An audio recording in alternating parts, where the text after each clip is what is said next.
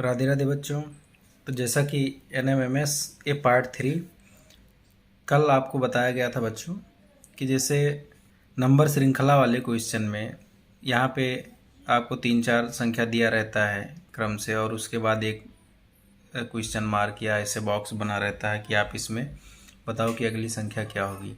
तो जैसा कि कल आपको बताया गया था कि निश्चित संख्याओं का जोड़ होता था, चाहे वो वर्ग होती थी या कुछ भी होता था उस हिसाब से। और आज आपको इसमें बताने का प्रयास किया गया है कि कोई भी संख्या का वर्ग हुआ है, ठीक है ना, चाहे बढ़ते क्रम में या घटते क्रम में, प्राकृतिक संख्याओं का, अभाज्य संख्याओं का, ऐसा तमाम प्रकार से रूल वो आपको कैसे पता चलेगा, जैसा कि कल मैंने बताया था, ठीक है ना। एक तो अपने घटाकर संख्याओं को दूसरी में से पहली घटाए उससे पता कर सकते हैं, ठीक है ना। और जो संख्या जिसे दिख जाए पता चल। अब इसमें जैसे पहला अपने देखते हैं, 1-2 मैं आपको बताऊंगा और बाकी आपको करने रहेंगे 2-3, ठीक है ना। टोटल 6 क्वेश्चन मैंने लिया है, जिसमें से 1 या 2 मैं आपको बताऊंगा, बाकी आप लोग खुद से लगाकर और आंसर दीजिएगा उसका जो भी हो। अब जैसे देखिए फर्स्ट क्या है, 1 के बाद क्या आ गया 4।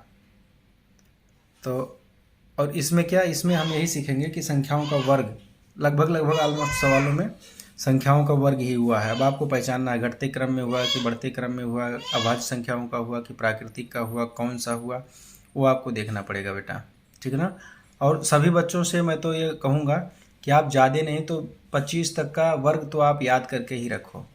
तो क्या है ना, NMMS वगैरह के एग्ज़ाम में या कोई भी कंपटीशन का एग्ज़ाम आप दोगे तो उसमें बहुत ईजिली सारा काम हो जाएगा।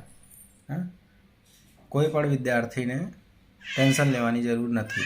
गुजराती मीडियम वाला हो અને हिंदी मीडियम, हाँ बधाना हाँ આવી જશે, तो टेंशन लेवानी ज़रूर नहीं।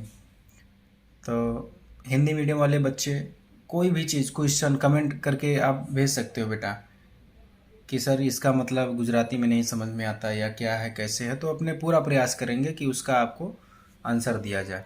अब इसमें आते हैं अपने पहले क्वेश्चन पे। देखिए जैसे 1 है, अब 1 का यहाँ पे 1, फिर ये 2, ऐसे दिखने से पता चला 9, 16, 25, यानी कि यहाँ पे दिख रहा है कि ये 1 का वर्ग है, ये 2 का वर्ग है, ये 3 का वर्ग है, ये 4 का वर्ग है, ये 5 का वर्ग है। तो सीधी सी बात है कि अब 1 2 3 4 5 आ गया तो अगली संख्या 6 का वर्ग यहाँ पे लिखा जाएगा, तो 36, ठीक है ना। यहाँ पे आपका क्या आंसर आएगा बेटा, 36। अब ऐसे यहाँ पे बेटा अपने देखने का प्रयास करते हैं कि क्या दिया गया है। जैसे 144 है, तो 144 किसका वर्ग होता है, यानी कि आप 144 का वर्गमूल निकाल के देख सकते हो, 121 का, ऐसा दिखने में ही पता चल जाता है कि ये जैसे 81 है, 64 है, 100 है, दिख के ही आप पता कर सकते हो कि इसमें क्या हुआ होगा। तो यहाँ पे 12 का वर्ग, ठीक है ना, यहाँ पे क्या 11 का वर्ग, यहाँ पे 10 का वर्ग, यहाँ पे 9 का वर्ग, यहाँ पे 8 का वर्ग, ठीक। अब आप देखो 12, 11, 10, 9, 8, तो अब जाहिर सी बात है यहाँ पे 7 होना चाहिए, तो 7 का स्क्वायर तो 49, ठीक। ऐसे ही अब आप आगे देख सकते हो। अब यहाँ पे क्या हुआ है 1, ठीक है ना, 9, फिर 25, फिर 49, यानी कि 1 का वर्ग, फिर 3 का वर्ग, फिर 5 का वर्ग, फिर 7 का वर्ग, फिर 9 का वर्ग, यानी कि देखने से पता चल रहा है यहाँ पे विषम संख्याओं का वर्ग हुआ, 1 3 5 7 9। तो 9 के बाद अब कौन सी आएगी, 11 आएगी। 11 का वर्ग क्या हो जाएगा, 121, ठीक है ना।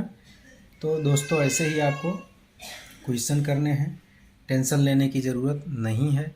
आपका कोई क्वेश्चन हो, आपके पास इससे आसान कोई आइडिया हो तो आप बता सकते हो, और जो भी कन्फ्यूज़न हो बेटा आप बताओ, पूरा आपको संतुष्ट करने का कोशिश किया जाएगा। अब बाकी के आप क्वेश्चन देख लीजिए बेटा। टोटल 6 क्वेश्चन मैंने लिया था, 4 5 6, ये आपको लगाना है। आप इसका आंसर कमेंट बॉक्स में दे सकते हैं। राधे राधे।